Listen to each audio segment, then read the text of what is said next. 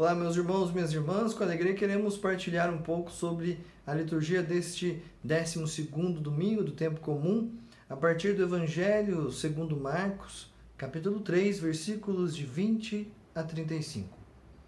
Naquele tempo, Jesus voltou para casa com seus discípulos e de novo se reuniu tanta gente que eles nem sequer podiam comer. Quando souberam disso, os parentes de Jesus saíram para agarrá-lo, porque diziam que estava fora de si. Os mestres da lei que tinham vindo de Jerusalém diziam que ele estava possuído por Beelzebu e que pelo príncipe dos demônios ele expulsava os demônios. Então Jesus os chamou e falou-lhes em parábolas. Como é que Satanás pode expulsar a Satanás? Se o reino se divide contra si mesmo, ele não poderá manter-se. Se uma família se divide contra si mesma, ela não poderá manter-se.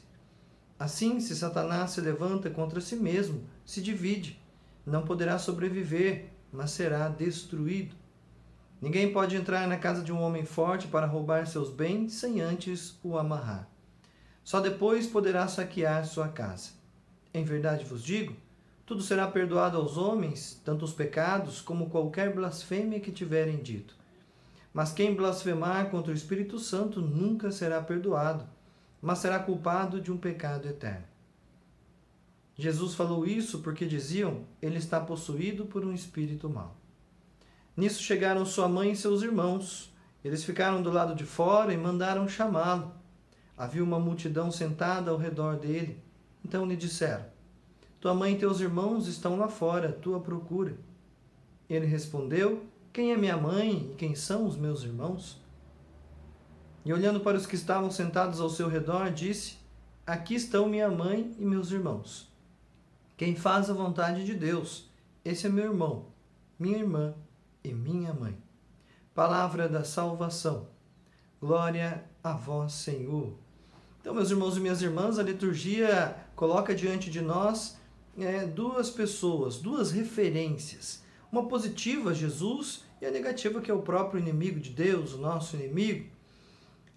A positiva obedece ao Deus, coloca em prática o projeto de salvação.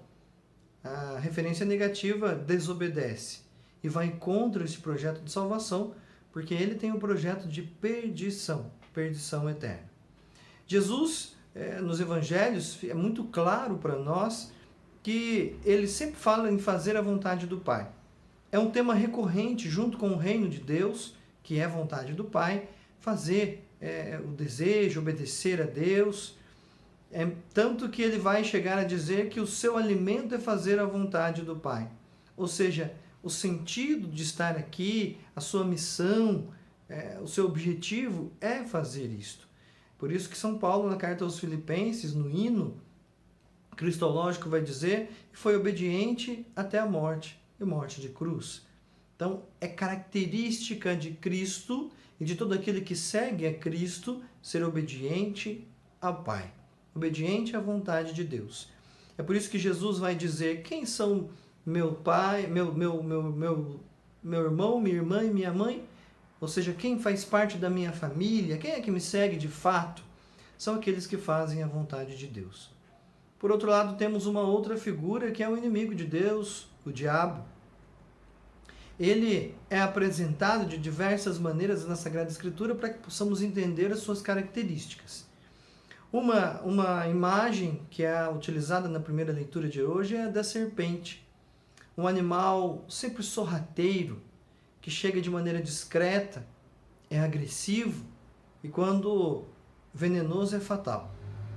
Então, é característico do inimigo de Deus se aproximar sorrateiro, de maneira discreta e soprar ao nosso coração, aos nossos ouvidos, a sua sedução, a sua tentação para nos enganar e nos fazer perder.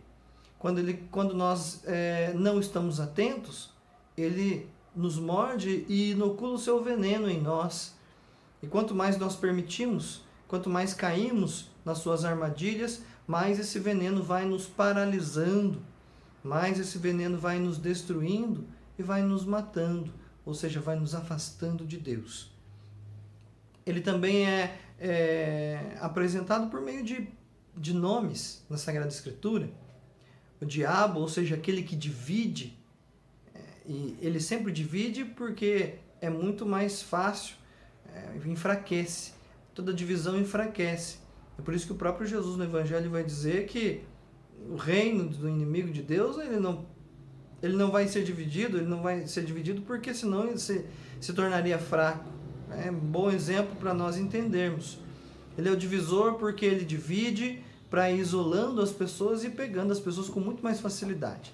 Quando ele te afasta da igreja, da comunidade, ele vai te enfraquecendo. E é muito mais fácil de pegar depois. Ele também é o Satanás. O próprio Jesus falou no Evangelho de hoje. Ou seja, o adversário, o acusador.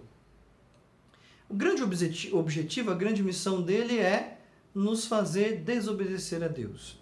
Nos fazer afastar do projeto de salvação de Deus. Porque o projeto de Deus, dele para nós, do inimigo, é a nossa perdição. Ele é inimigo de Deus, mas não pode fazer nada com Deus. Pode fazer conosco. Então esse é o objetivo. Quanto mais ele nos perder, melhor.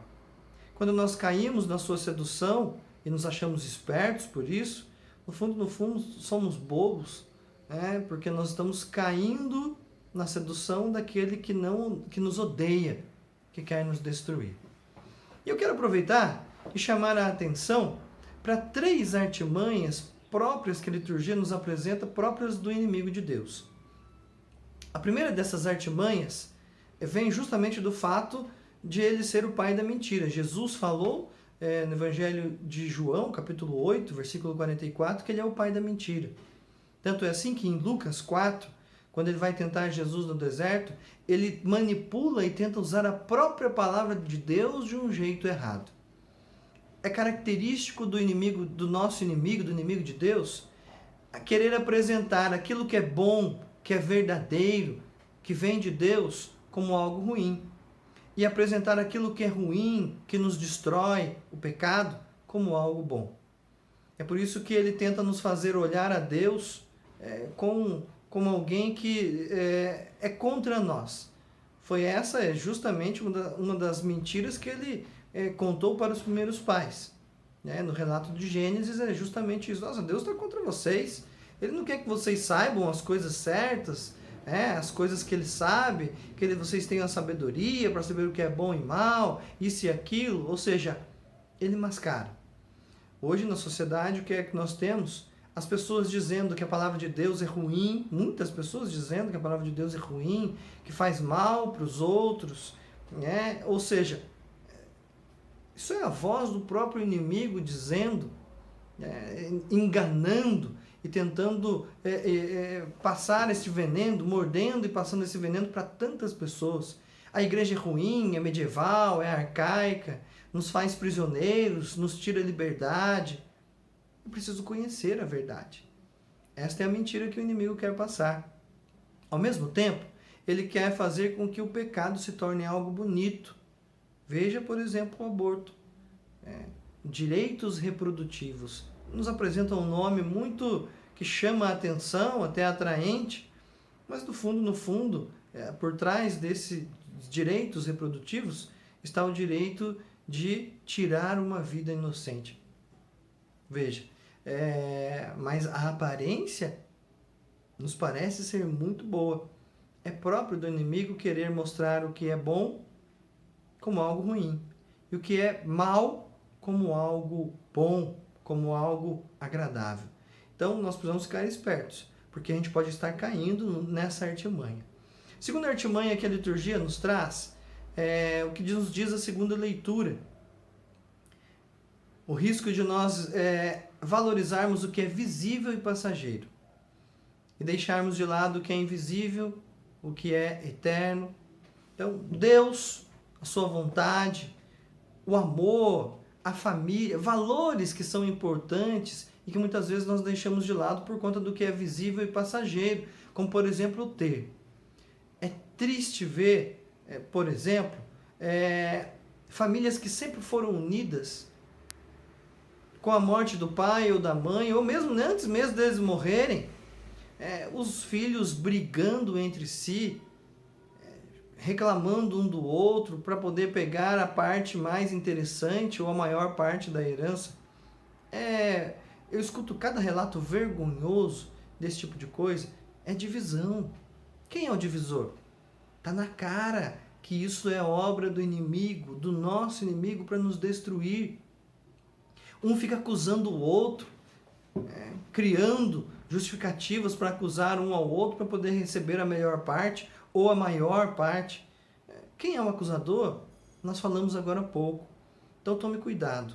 Tome cuidado que isso é só um exemplo, de muitas outras coisas a respeito daquilo que é passageiro e daquilo que é visível, que muitas vezes nós podemos valorizar muito mais do que aquilo que Deus nos chama, nos pede para valorizar. Tome muito cuidado. E a terceira artimanha é não nos responsabilizarmos. É muito interessante perceber. Deus se aproxima do homem e diz: você desobedeceu? Não, a mulher que pediu, foi a mulher que me fez desobedecer. Ele vira para ela: foi você que me desobedeceu? Não, foi a serpente que me fez desobedecer. Não, a serpente não obrigou ninguém a nada. Influenciou, tentou, mas foi eles que permitiram.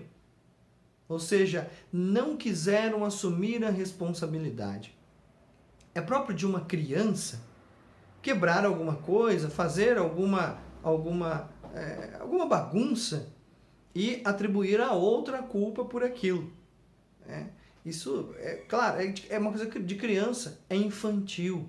Muitas vezes nós, que deveríamos ser adultos e ser mais maduros, e deveríamos assumir as responsabilidades sobre aquilo que nós fazemos, sobre os nossos erros e sobre os nossos pecados, a gente muitas vezes atribui isso às outras pessoas. Foi o outro que me obrigou, o outro fez assim, então eu acabei fazendo assado. Meu pai fez isso, então eu respondi assim, como se a culpa fosse também do pai. Veja, a gente só faz porque a gente quer, porque a gente, de fato, diante da tentação, a gente dá o nosso assentimento, confirma e vai lá e faz. Então nós temos que parar de ser infantis. O inimigo gosta que sejamos infantis. Por quê? Porque quando nós somos infantis, quando nós não assumimos a nossa responsabilidade, a gente não muda. É preciso assumir a responsabilidade, principalmente pelos nossos erros.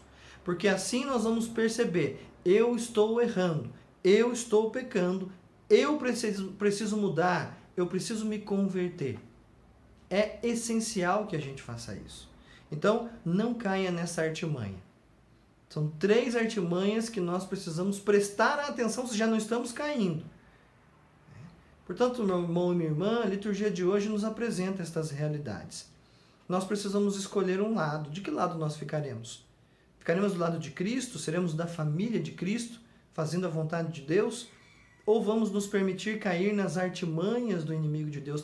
Além dessas 3, tem muitas outras. Mas essas 3 são muito utilizadas.